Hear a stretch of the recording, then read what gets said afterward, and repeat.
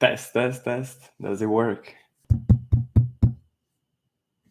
Which microphone is in here? Mute. The camera is working, right? Hello. Hi. Oh, wow. Okay. This is the microphone, right? That is just. Hello.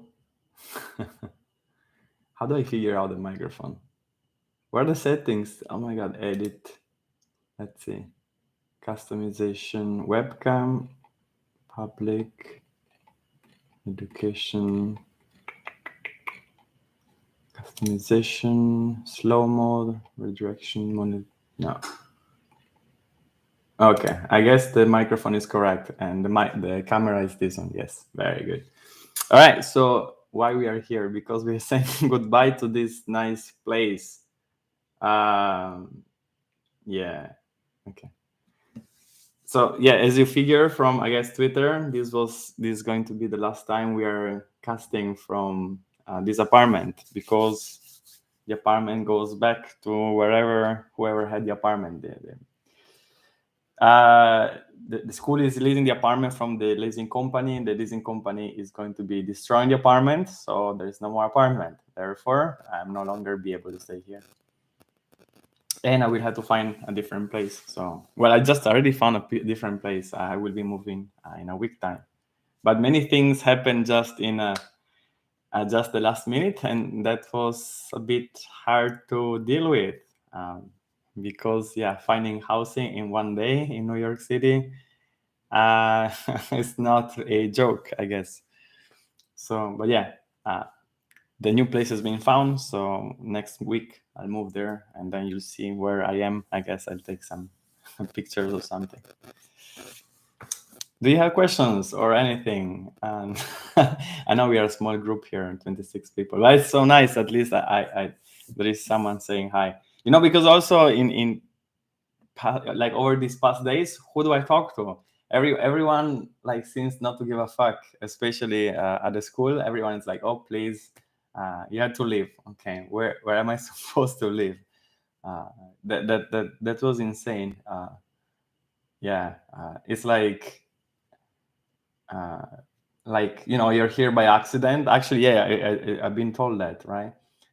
You've been here because we kindly gave you this apartment for your temporary position, because of course I'm a temporary employee.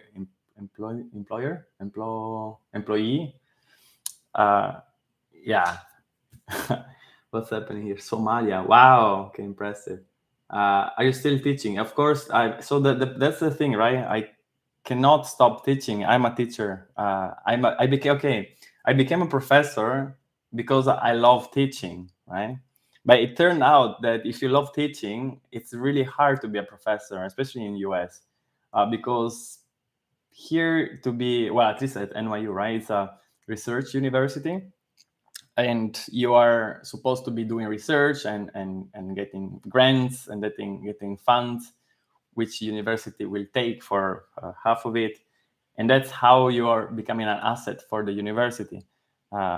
If you are not doing research and getting grants and getting funds, then you're teaching students, right? There are actually students paying for a tuition.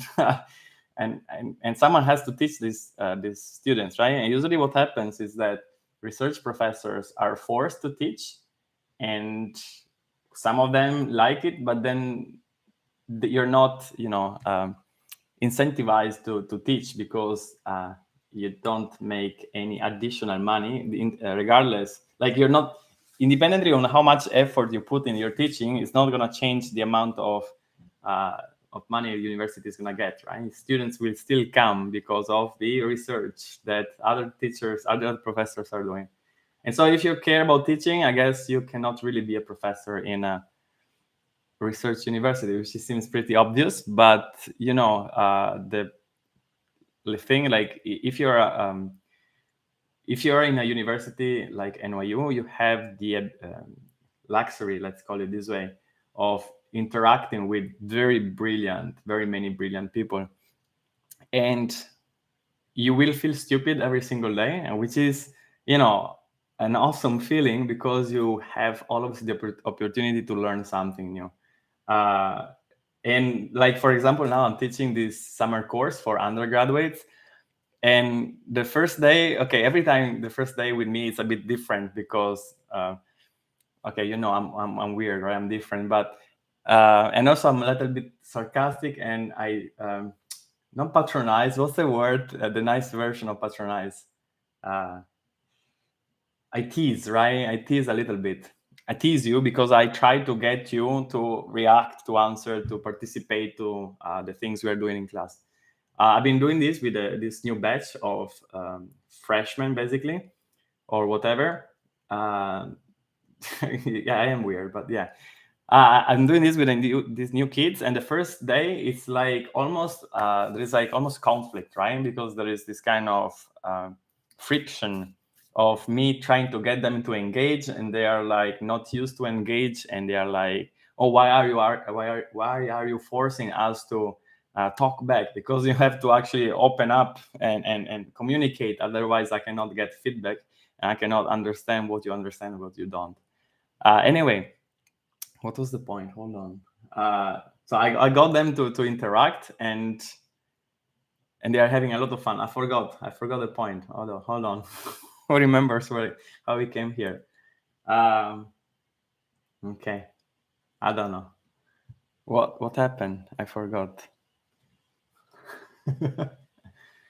I guess the point was that, oh yeah, maybe the thing that I teach in a different manner, right? I like you to get to actually, oh yes, I remember. So yeah, I was saying that here at NYU you always get to interact with people that are smarter than you, which is amazing. And they were complaining. So the first day that they told me, oh wow, you're like, I was talking about biology or science or something and something, technology, and they're like, oh, and I was saying, oh yeah, this is something you learn in high school, and they're like, ouch. You're so harsh, right, on us. We don't know these things, and you're telling us that we should have learned them in high school. Now we feel like, idiots, right? Well, don't worry, it's okay. As long as once you're aware that you don't know something, you can always go and look it up, right? So that's a major thing, that I saw that also kids, when I was teaching in primary school, they struggle a lot. I mean, everyone struggles because the educational, like how education is done in a classic way is maybe not the optimal way, let's say this way. And also another thing, right? So whenever we are in class, I abolish raising hands for talking. Why are you raising hands? Just wait for your turn, then talk, right?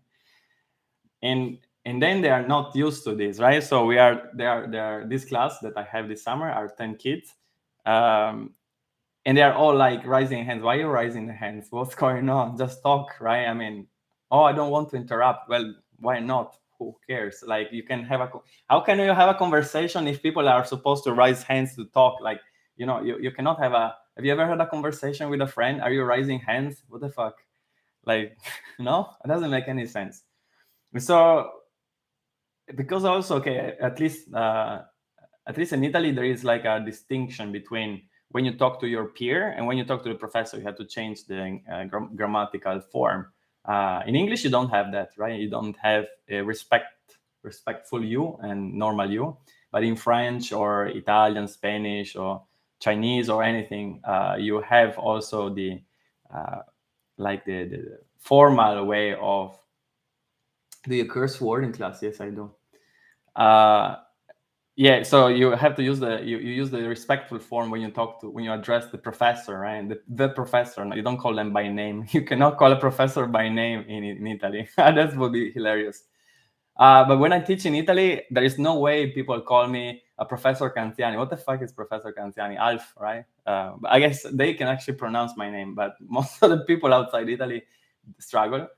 Yeah, I know. Also in India. So India in the Indian educational system is very similar to the Italian one, and that's why also I find myself very how I say, like, whenever I exchange experiences with my Indian colleagues and friends, we see things in a very similar way. anyway, the point was that yeah, so you shouldn't be raising hands, no, when you have a conversation with your friend. Therefore, you shouldn't have to raise hands whenever you ask questions in my class, right? We are, it's a conversation. It's not, just who cares? But anyway, so they still keep raising hands. And gradually they start learning not to. And then what happened is that there was one of these kids that was not used to, well, no, none of them were used, but one particular kid was struggling in asking any question. And so now there are two options, right? There are two cases. One case is when you don't ask questions because you already know everything, and so I'm boring you, and therefore I cannot force you to ask questions because I'm like, if you know more than I'm teaching right now, then you can do whatever you want. I cannot demand your attention if I'm telling you something you already know. But so then I don't want to add, to force you. But then on the other case, if you don't understand what's going on, you're not asking question because you feel that you're like somehow ashamed of not knowing. That's a major issue, right, with the educational system. And again, I have seen the same issue in primary school when I was teaching in January. These kids are like, so I ask a question, and then they answer to me, not to their peers, right? I ask, for example, can you explain how something works? And they're like, blah blah blah blah blah blah to me. Like, why are you explaining this to me? I know how it works. You should explain it to your classmates, right? And they don't realize that, right? They don't realize they can communicate to each other, and they can actually move forward together. So yeah, that was it. And yeah, there was this one student that really struggled in getting to participate, and ended up in tears, basically, because of the pressure that I somehow brought upon the student, right? And then I'm like, okay, maybe I'm too strong, like maybe I'm too forceful, like then I may doubt myself, but I don't think so. Let me see a few of these questions, right? Because I've been talking because there were no questions, but there are questions about the panic attacks. That was horrible. That was 2 nights ago. That basically was the before. Wait, when was it? 3 nights ago. I didn't sign the contract for the new apartment. Oh yeah, because how do I afford? And that's the funny part. How do I afford a apartment similar to this one without a proper paycheck, right? So this apartment is amazing. It's facing a huge internal yard. It's like 10 minutes from Washington Square Park, actually less, 7 minutes from Washington Square Park. It's provided by the university, and I believe this apartment may cost like $5,000 a month as a rent, but the university cover most of it, right? So then I can afford it because it's just a small fraction.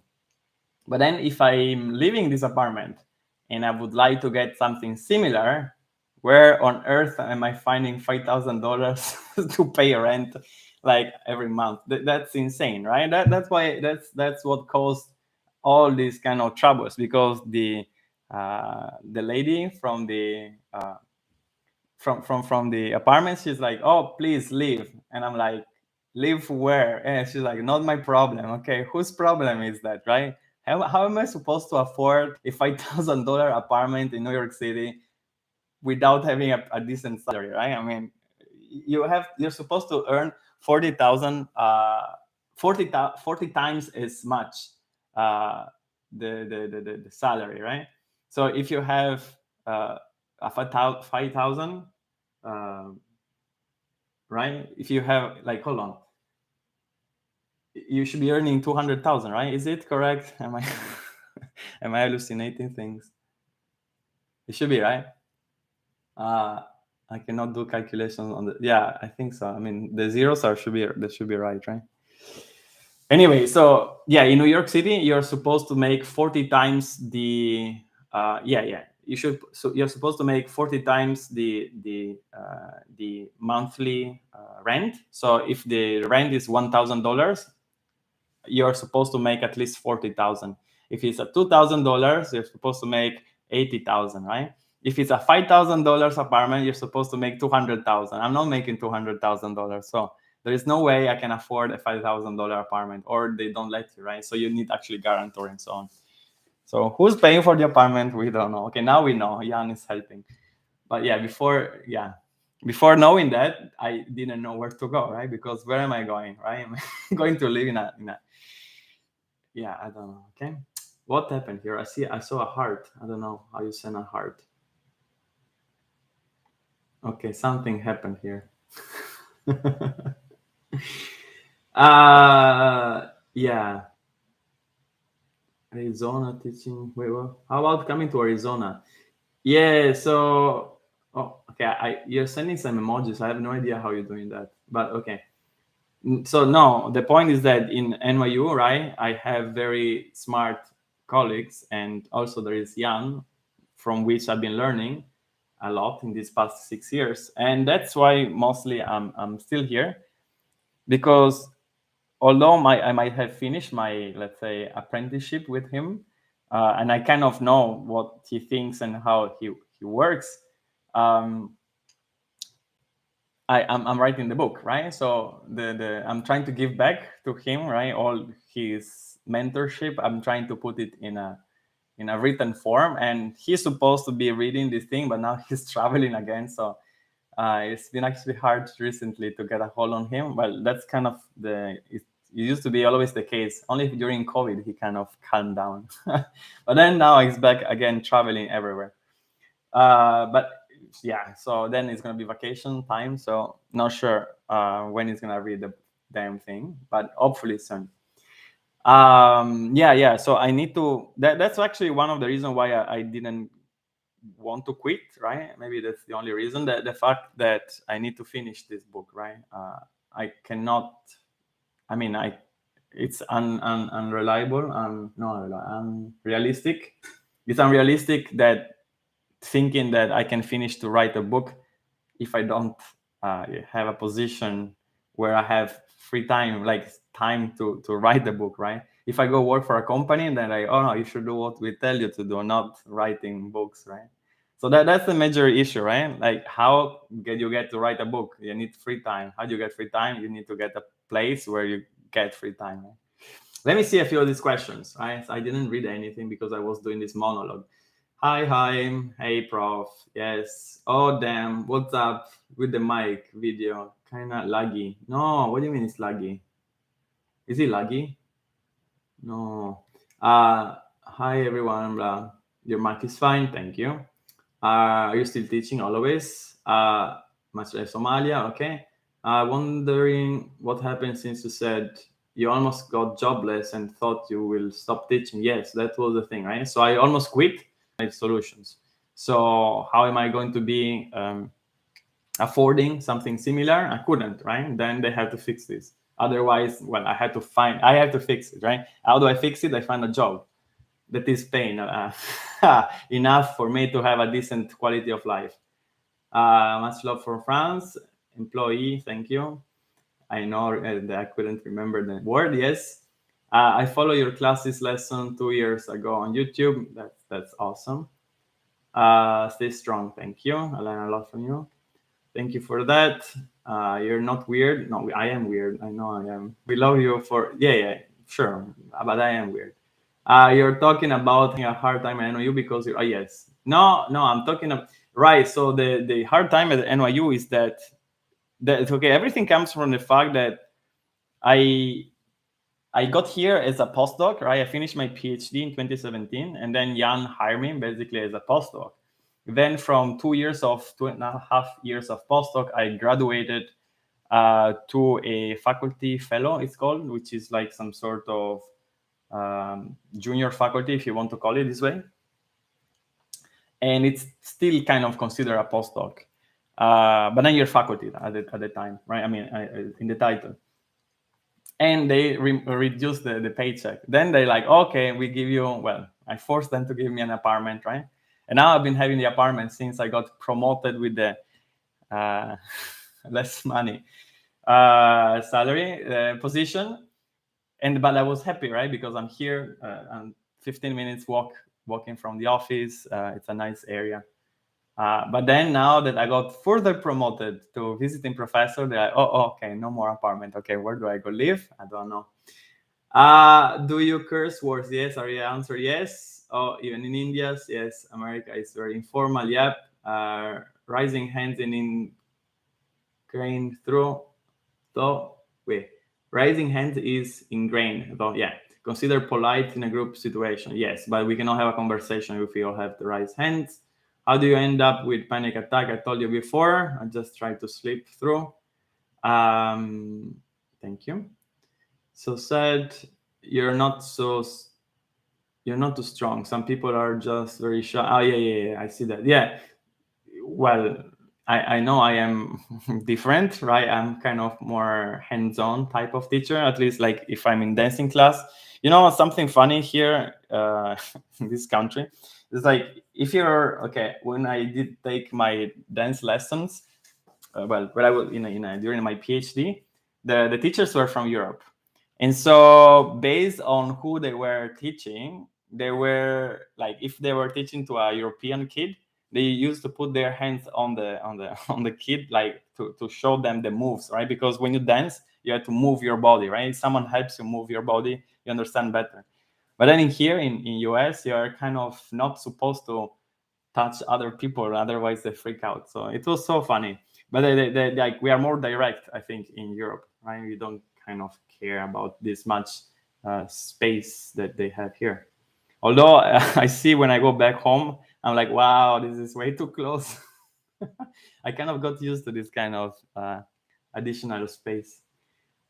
But hold on, what happened? Many things. Let me get it up.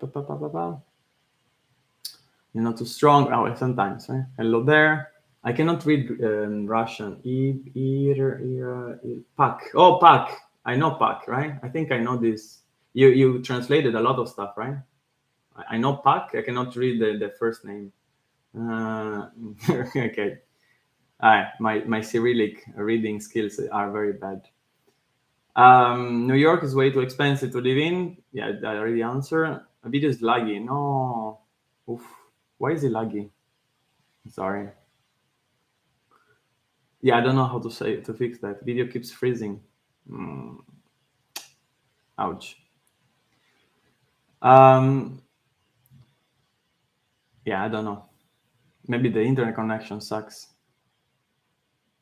Have you thought about consulting for different industries on how to implement specific AI technology? The technology educate them on what's possible. Tons of companies in e-commerce are looking to adopt AI. So I guess that would work. But I would be I need to create then a company, right? Because I'm on a expiring J1 visa. Like I have one more month on J1 and then the university will be filing for H1B. And I think if I'd like to be self-employed, I either should have my own company or I should have a green card. Currently, I don't have either. So it becomes a bit hard to do this kind of consulting. That's why also there are no ads on my video, right? YouTube videos. Ads will be illegal for me to put on. Welcome to US immigration laws. Okay. Hey Alf, I'm new to deep learning. I have found so many playlists regarding deep learning on your channel, but I am not sure from which playlist I should start. Would you have? Yes, of course. So I would say the spring 2023. No, fall 2022. Hold on, what is it? Fall 2022 is the latest, most updated version, but it's going to be just a partial update, okay? So if you see the website, let me see the website link. If you go on maybe I didn't update let me see. If you go on my website, which is @call.github.io, then you go to didactics. Yeah, there is the first link, which is going to be NYU Deep Learning Fall 22. Let me post the link here. Copy. paste. Right, so this is the latest link, like the latest course I taught with the most updated material. As you can see from the website, it's just a partial update from the Spring 21. So Spring 21 is the most complete version of the course, which has the highest, all like special effects I learned. So again, if you go on my website, you can find more information, right? Copy, paste. So here you can find information. Also, if you click on the YouTube section, YouTube archive, you can read there a few things. Spring 23. Okay, I actually didn't update that part. So I have to update the website with the YouTube archive, where I tell you exactly which are the most. Okay, I'll update that. Thank you for the reminder. Okay. Yeah. So again, what is my suggestion to in order to you know to eat my how to say feed from my from my videos and so on, we'll be checking out the Spring 2022. Spring, right? Spring 20, no, fall, sorry, my bad. Fall 2022 edition, right? Which is the one I linked here on the chat. And that is just a partial update. So you have basically the diff, only the new videos are there, because it doesn't make sense to upload all the videos. It takes way too much time. Like each video, if it's 1 hour video, it takes me maybe 4 hours if it's just normal editing. Or if I have to put in all special animations and so on, it's going to be 12 hours per hour.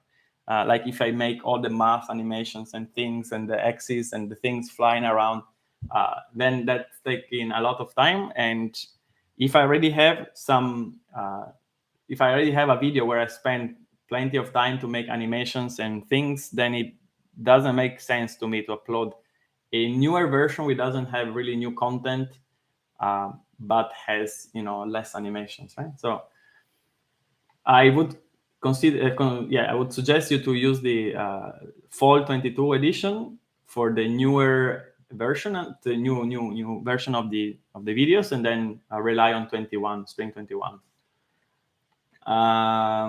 Let me scroll back.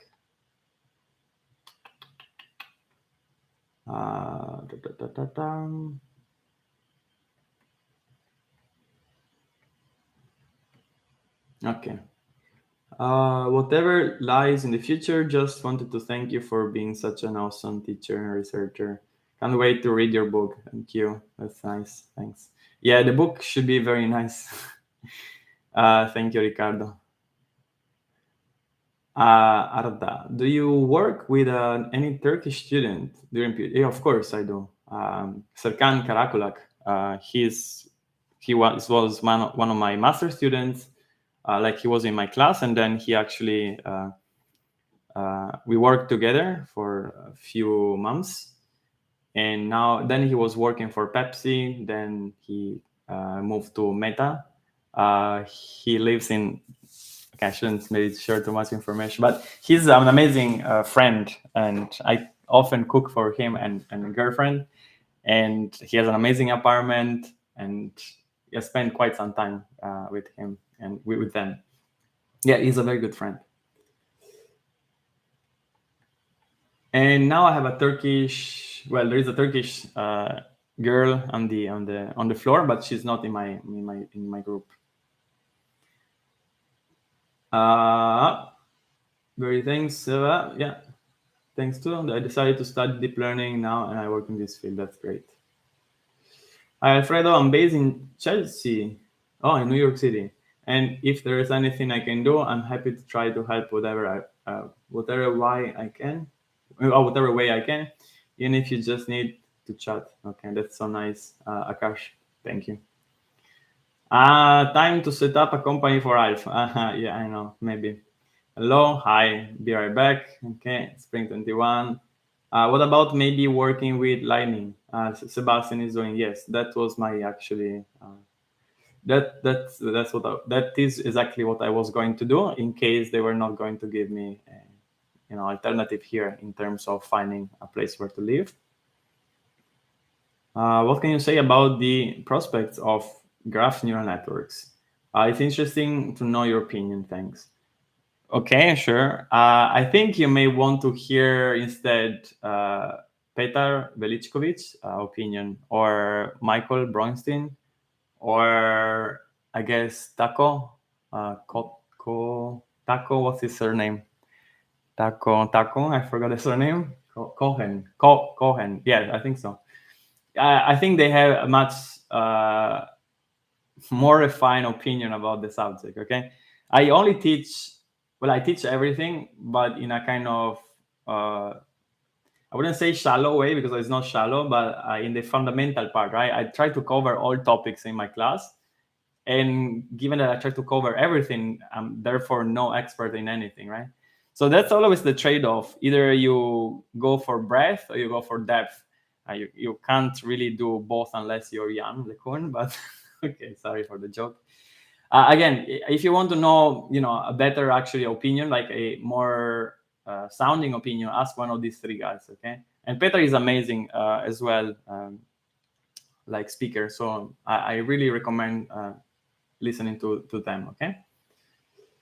Is a master's student in Turkey, planning to apply for a PhD program in the United States. I would like to know about the possibilities of remaining in the USA after completing my PhD. It's not a big issue. Like, again, my master's student got a very well-paid position now, before at Pepsi, now at Meta. And he's very happy. He has a very nice house, I told you before. He's doing a very nice life, I think. Yeah, so yeah. Yeah, the major issue is that if you're, like in my case, I don't have a permanent job. I have this kind of 1-year contract job, which is creating some sort of issues. So yeah, well, yeah, it is scary here, but if you find a job, right? But then again, if you're getting a PhD or if you get a master in this field, it shouldn't be too hard. Yeah. So I was thinking the corporate jobs would offer you twice as much that amount, right? Like Bloomberg or so on, would be like twice as much what you said. And that would be totally, like, I could do that, but I am working on this book first, right? So I need to finish up this thing. It doesn't make sense to me to move on while I'm not done, right? So I can move on. I don't have any issue with moving on. But yeah, I cannot leave things half done. Doesn't make any sense. And I like first to finish what I've started. It would be like, once I'm done with the book, would be like some sort of graduation, like thesis kind of, right? At least in my opinion, such that, okay, I've done this, it's packaged, I move forward.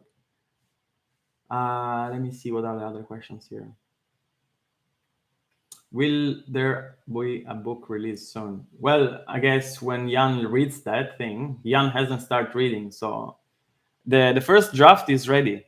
So the first draft are basically first 4 chapters. Now I'm writing the 5th. Well, the 5th chapter is actually the second chapter, which is about backpropagation. And something funny is that I found lecture notes from Jan from 20 years ago, which are still relevant, most of it, and are actually very well written. And that's very surprising, since Jan doesn't really Jan doesn't spend much more time, additional time in teaching, right? He's already spent a lot of time getting where he got, and he definitely used to spend time on these things. Now he spends time differently, right? But anyway, I found these lecture notes from him, and I'm updating them to the 2020 something, right? Wait, 20 years in the future, sorry, from when he wrote them. Right. So whenever he reads the book and fixes the obvious mistakes I made, then there will be a release of the draft. Not before, right? Because it doesn't make sense for me to release something that he taught me while he's not approving what I've done, right? Let me see. I really like your classification energy perspective lecture. Are there papers that you can recommend on the topic? No, there are no papers. Okay, there is maybe one paper. I don't know if it's good or not. I mean, Jan doesn't like it, but because he says obvious. But your classifier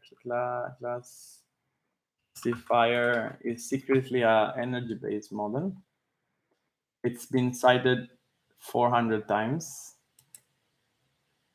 By Will Grathful. Let me post the link.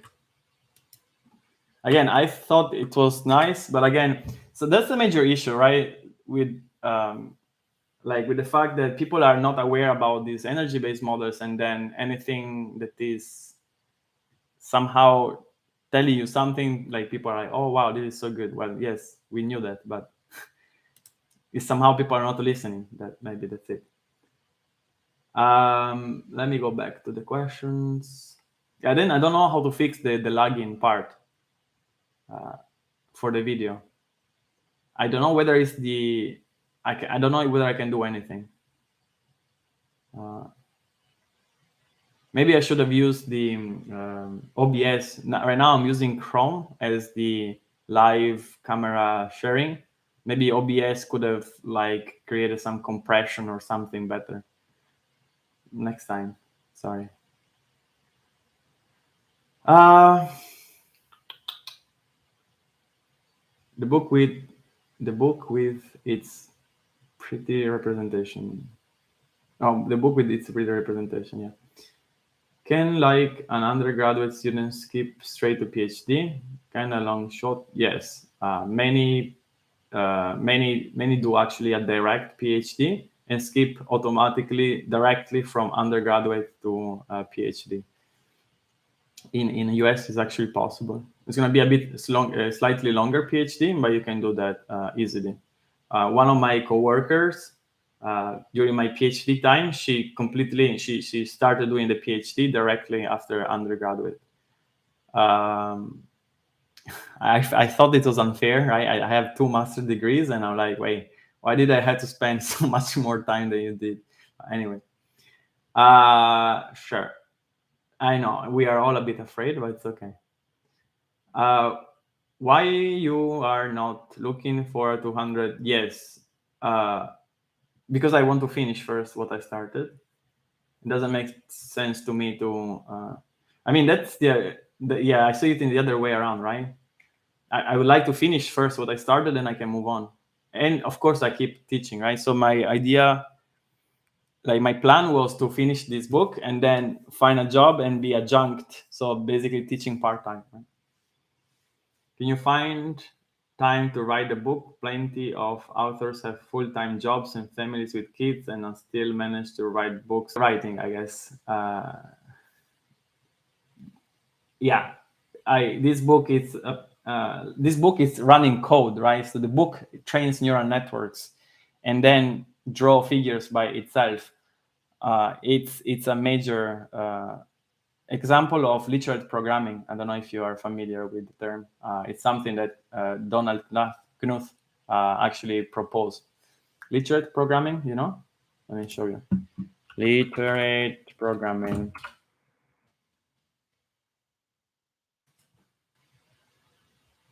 Here.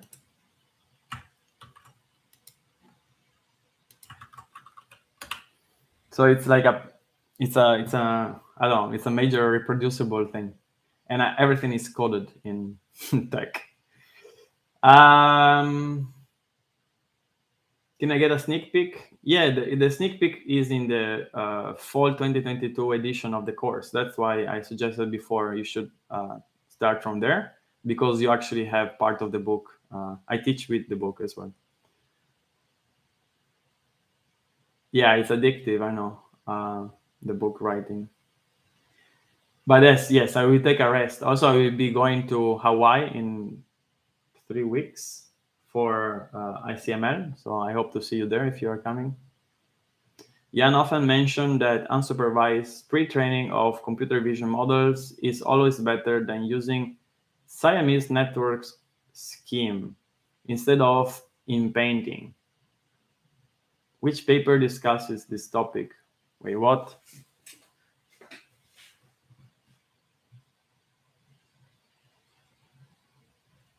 Is always better using Siamese networks instead of in painting. Okay, I see that.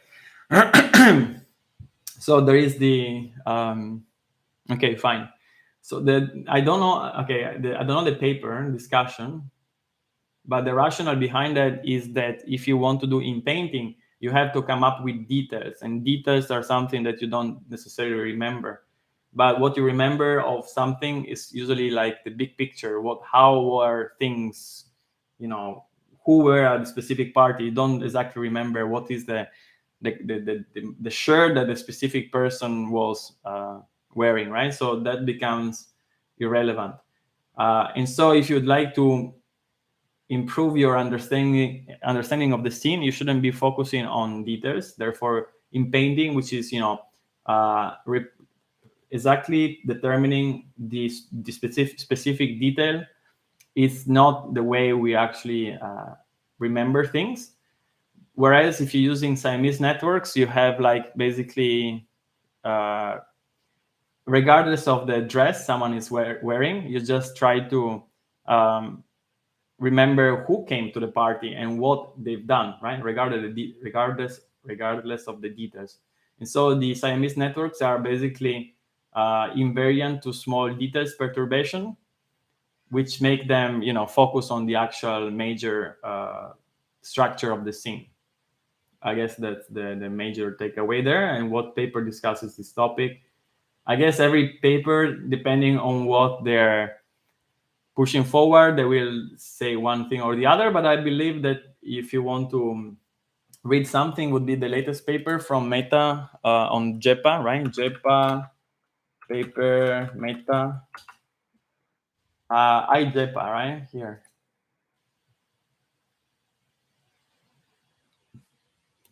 Copy paste. I haven't read it, but I assume it's gonna tell you what I just told you, because that's what Jan keeps telling. You haven't written any paper? No, I don't write papers. I should maybe, but I don't have really the time. Well, I'm writing a book. I guess all the things I write in the book to me are obvious. So I don't see how a paper, like papers are, research. Paper are like things that people don't know.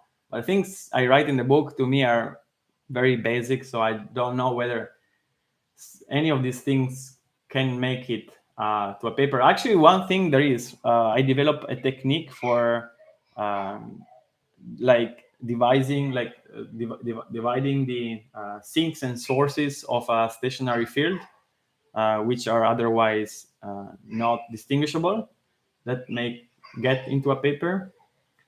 There is a kid jiggling outside my front door. That's second time, well, not second, multiple times he comes by, so it makes me smile right now. Thanks. Have you written paper? There's no lagging anymore. That's good. You and Jan look so similar. Okay, I take it as a compliment. Hold on, what happened? I scrolled too much. Oh, did you answer my question? Could you repeat the undergraduate to PhD one? So I think there is going to be the recording, right? This video will be up on the channel afterwards. You can check out the thing. Time to read this part. Okay. You left me hanging on Twitter, by the way. What? Last week's quiz. Oh yeah, I know. Yeah, no, yes, I know, because my life kind of got interrupted. in the past time, right? I was trying to push work even if I was going crazy, right? So that's how we cope with this kind of, hell. You just keep doing what you're doing and try to go through. But then, I had to really put some effort to fix all the things. So that picture actually is going to be coming up in Jan's book, right? He's writing finally the English version of his, general public book, and I'm the one behind the illustrations of his book. So the figure you're talking about, let me show you whether it's on Twitter. Like, my God, Twitter is broken these days. It's horrible. It's Elon Musk. It's really bad. Like, oh, the irony of hitting view limits due to complaint. Yeah, I don't know. I think it's not very bright. Like, why would you limit people ability to view tweets? Like, we don't even get paid to write the tweets, and I'm like, we are are we customers? I'm the one providing the tweets, right? How the fuck are you limiting my ability to work for free for you? That's stupid. So we are talking about this curve, right? I don't know if you saw it before. Do we know what it is? Yes, because you read the solutions underneath, right?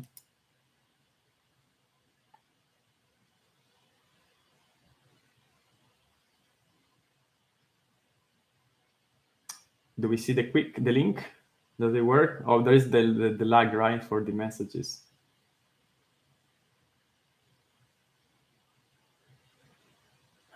Do you think, hey, when will the book be released? That's a good question. You can check more, you find more information on my website, which is going to be here. Book.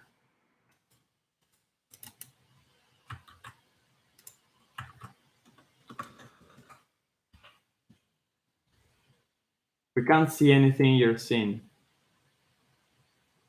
You can't see anything you are seeing? What do you mean?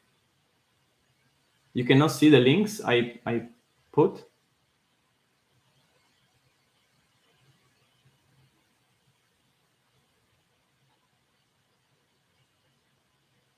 What do you mean you can't see anything you're seeing? You don't see the chat?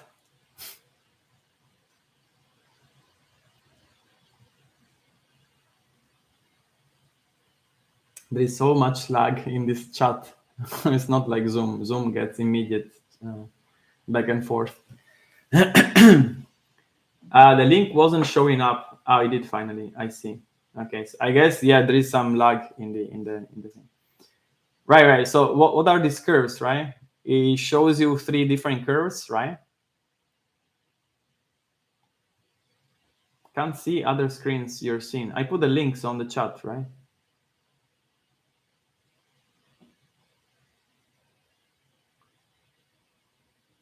I'm talking about the links I put. The second last, the one on Twitter. If you click, you should be able to see the other screen. So are those descent curves? No, these are interpolants, right? Those are approximators. It's like doing regression with a neural network, right? It's a ReLU neural network with 3, 30, and 3,000 hidden units. If you were on your PhD, what would you work on? It's a good question. I think I like control, like model-based reinforcement learning, or I wouldn't work on back in the days when we had this kind of boom in guns. Everyone was working on guns, so it becomes overcrowded. So I don't really like when it's too many people trying to work on something. Like, it's way too noisy, it becomes too crazy. Yes, autonomous agents, I would say yes. Let me think. Someone asked me this question the other day. I forgot what was my answer. Hold on.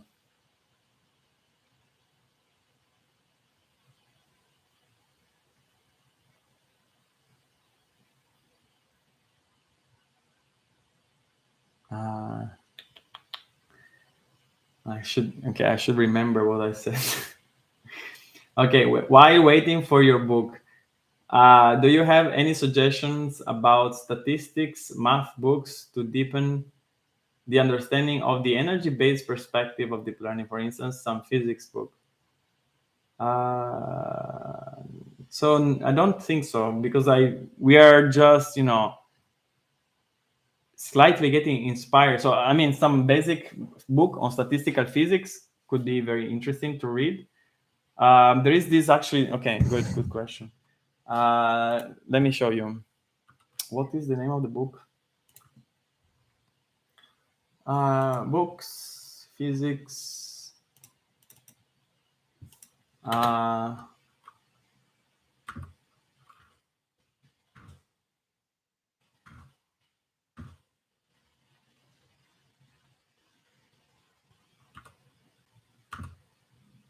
no nonsense classical mechanics. No nonsense classical mechanics.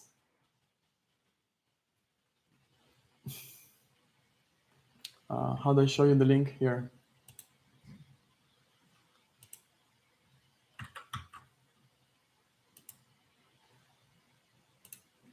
So I like this book, which is somehow going directly to the point. Um, are you also solving industrial problems? If so, tell us more, Sam, please, just for inspiration. Thanks. So the industrial problems. Well, I think the major problem here is the fact that data is expensive, and so again, I guess like the major thing that every industry is going for is going to be this self-supervised part. Why is that, right? Because all these networks take forever to train, takes a lot of resources.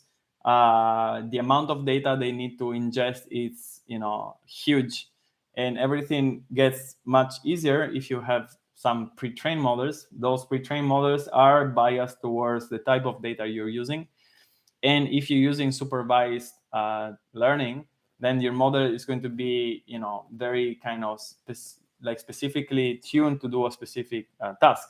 Whereas if you just use a arbitrary some technique, unsupervised or self-supervised technique that is well made, then you're supposed to be able to train this large network, which then can be just fine-tuned, right? So I guess that's the best industrial problem that we are trying to solve here.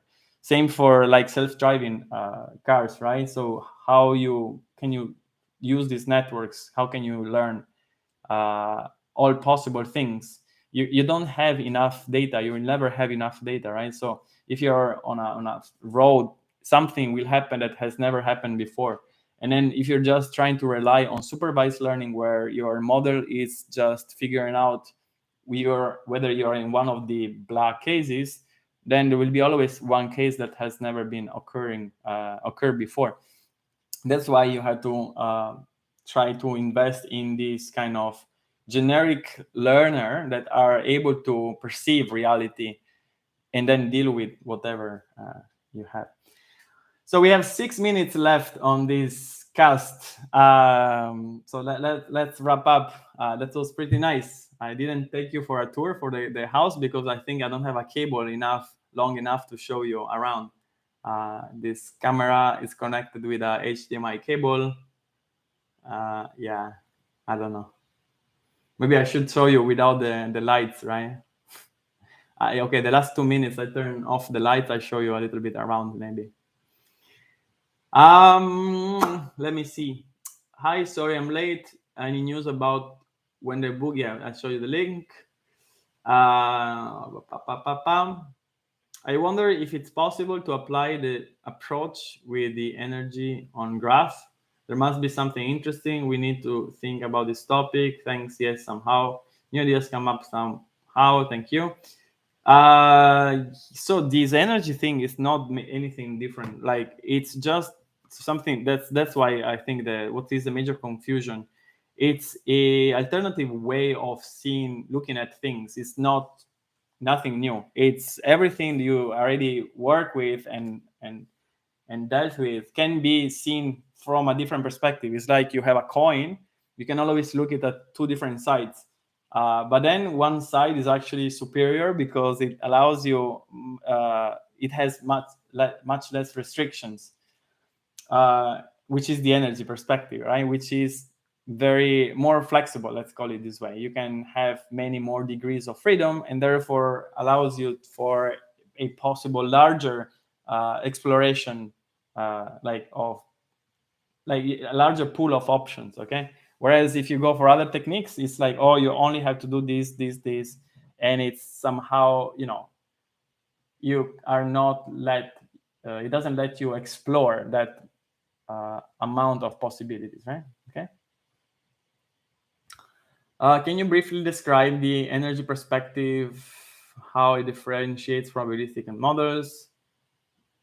Yes, that's the book about, right? So everything will be there, don't worry. Or your YouTube channel, I don't know. To me, the energy-based model makes more sense. Yeah, I guess it's more, it doesn't require additional framework, a probabilistic framework. So at least for me, it's easier to explain because it doesn't assume additional things. It's just, it has less assumption. It's more bare, like it's not bare like this bear, like bare, like BARE. BARE is the same word? No, bear, but no. How do you spell bear?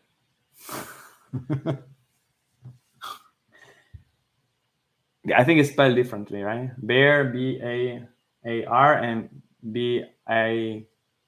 Yeah.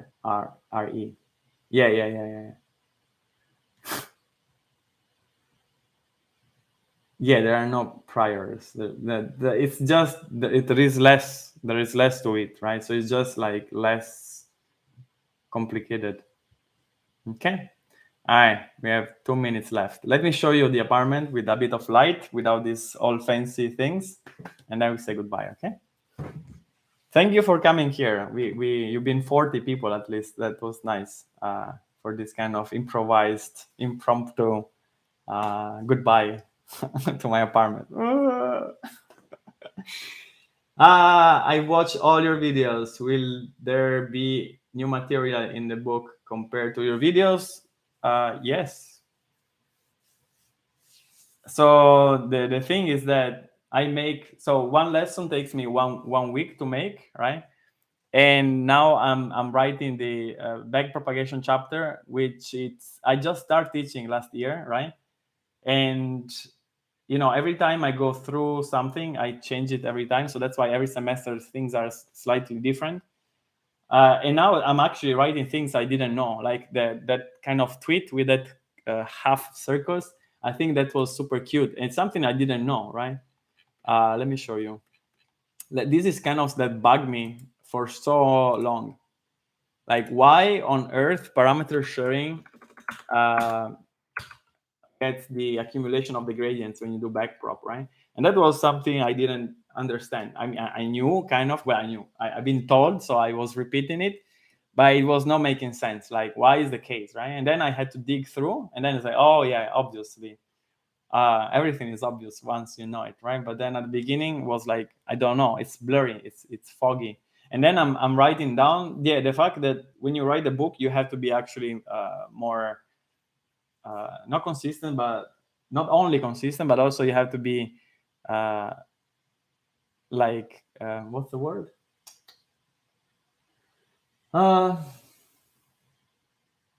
Thorough, I guess. Right? If I talk, I may forget something, but if I write down, I will write down everything, right? Like sometimes talking, you may forget a few small things, right?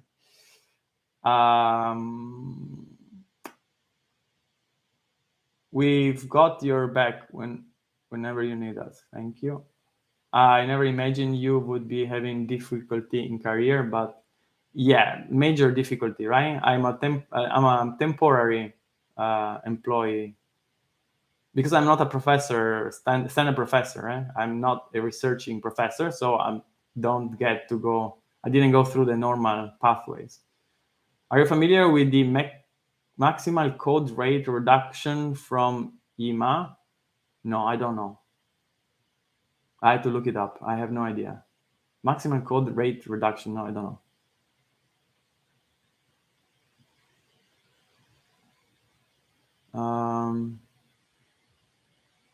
You're welcome. That's there. Okay. Hey, friend, just wanted to say thanks for all your teachings. They helped me immensely. That's sweet. Oh, you have actually understand? Yeah. Just want to reiterate, if you need anyone to just chat. Yeah, sure. It's okay. Thanks. All right. Let me show you the apartment. Let me show you a bit of lights, and then we say goodbye.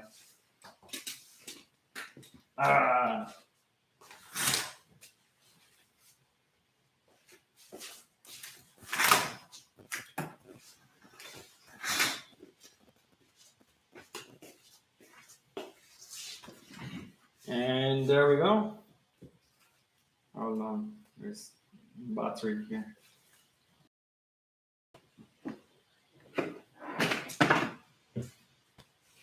So yeah, boxes here. I'm gonna be doing, I guess, soon.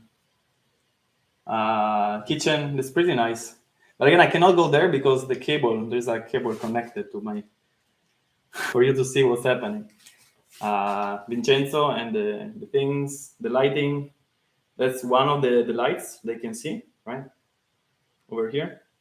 The other light is on the table.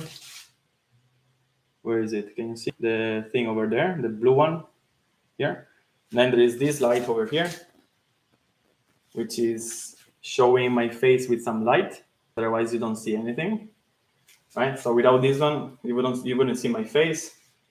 And then outside is pretty nice, but you cannot see anything. There is a balcony and there is a very nice yard. And that's it. So now I can finally pack. See, now without the now you can see me because there is the light on. Actually, everything is burnt, right? You can see there is all white here because the camera is configured to work with the other. I'm blurry too. The camera is supposed to work with this light, right? You can see also there is light and dark on my face. If I turn on this one, then it's even more bright. Hold on, I have to close this one, right? So there is a lot of setup you have to get right. Now it is correct, right? There is no burnt version. Okay, although the background is burnt, right? Because I have manual exposure on the camera. So if you don't have manual exposure, then you're gonna get like different colors based on how bright your face is, right? So if it is automatic aperture and exposure, if I go closer or back, like closer or further away from the light here, you're gonna be having the auto gain of the camera trying to fix things. Then what else? You need a microphone, proper lighting, proper, decoration, right? Such that you can still be fooling around. That's it. Let me see what you've written here. Let me see. Okay, thank you. Right. Hi, friend. This one. Okay. Oh, you actually. Okay. All right. Sweet. All right. So take care. I see you in the next apartment, I guess. Okay. Bye bye. And stream.